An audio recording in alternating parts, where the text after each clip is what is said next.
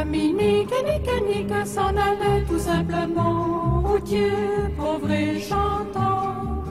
En tout chemin, en tout lieu, ils ne parlent que du bon Dieu, ils ne parlent que du bon Dieu. My dear analysts, male and female, this is Brother Dominique. How do you do it? Because you are doing it. You can confess me everything. This is the first video of a new little serial where I want to find out about the reason why masturbation is such a big taboo. I want to go through history, religion, philosophy and medicine. Since now more than a month I am working on the basic text for this video, and it's not that easy because I wrote it more than 15 years ago, and now while translating it in English I sometimes don't remember my sources and have to go back and read again what at this period was so clear for me. This time the text alone took me more than 100 hours of research, and only now I start filming it. Filming it in my manner, to take it as easy to watch as possible, by including humor, pictures and other videos, and certainly also music related and fitting to the whole work.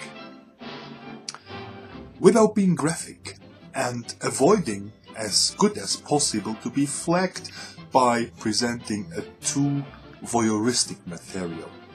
This also is a huge work, where I have to go through hours of video footage to find out the right material. I will do it in the same manner I did it with my serial What Religion for My Children. For my little channel this was a big success, with 425 views, all including the views on Tilson's channel, so I will post parts of more or less 10 minutes and re-edit it at the end without the intros and outros and post it again as a whole video. Now lean back and enjoy it.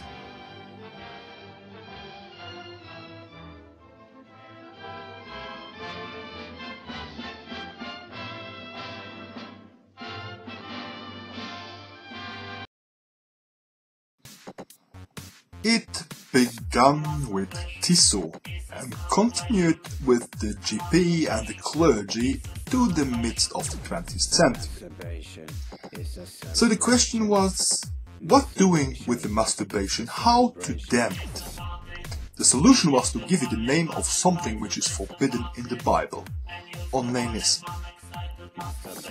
It goes back to the history of Onan. After Onan's brother died, his father Judah told him to fulfill his duty as a brother-in-law to Tamar by giving her offspring. Centuries earlier, in the days of Moses, this practice was formulated into a law of a levirate marriage, where the brother of the deceased would provide offspring to the childless widow to preserve the family line. However, when Onan had sex with Tamar, he disregarded this principle when he withdrew before climax and spilled his seed on the ground, since any child born would not legally be considered her. This he did several times, disregarding the principle of a levirate union, and was accordingly sentenced to death by Yahweh for this wickedness. So you can see that masturbation and onanism have nothing in common but the wasting of sperm.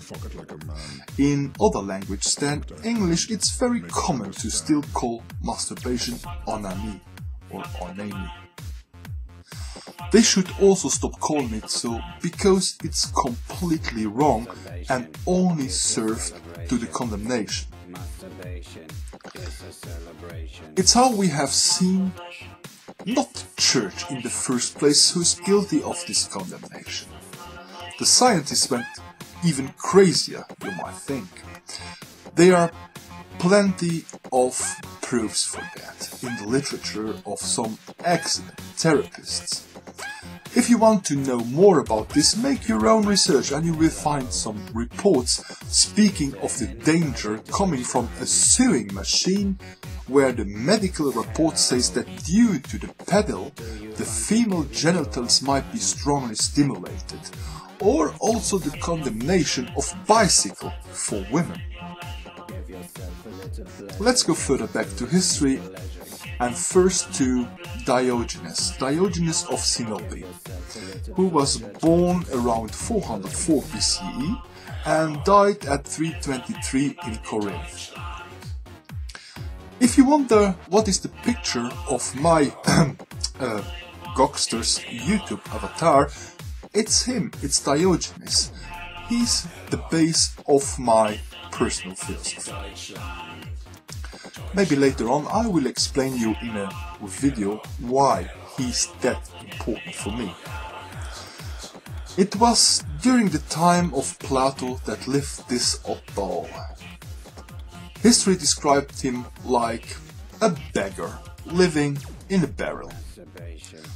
I do believe more that it was a gigantic amphora, because the old Greeks didn't have this much use of barrels, but stocked their provisions more likely in amphora. He was known as Diogenes the Cynic. He had the habit to masturbate in public. Surely people appealed to him and told him, "Diogenes, what are you doing? This is disgusting. Can't you do this inside your barrel?" Diogenes was, as a philosopher, more someone who teach by practical doing rather than by instructing. He answered, "How beautiful would it be if while rubbing the tummy, hunger would also disappear." This was the highest wisdom model for the old Greeks, because wisdom for them was autarky, or self-sufficiency. So masturbation was somehow the utopia from the wise Greek. The wanker is the wise man. Someone who can dedicate himself to masturbation is the real wise teacher. So now, thank you for having watched this first part. Between the parts of this serial, don't be afraid. I will have also time to make some of my comedies. Tell your friends about my channel, give me your thumb up, and give me your opinion with a comment. Ciao!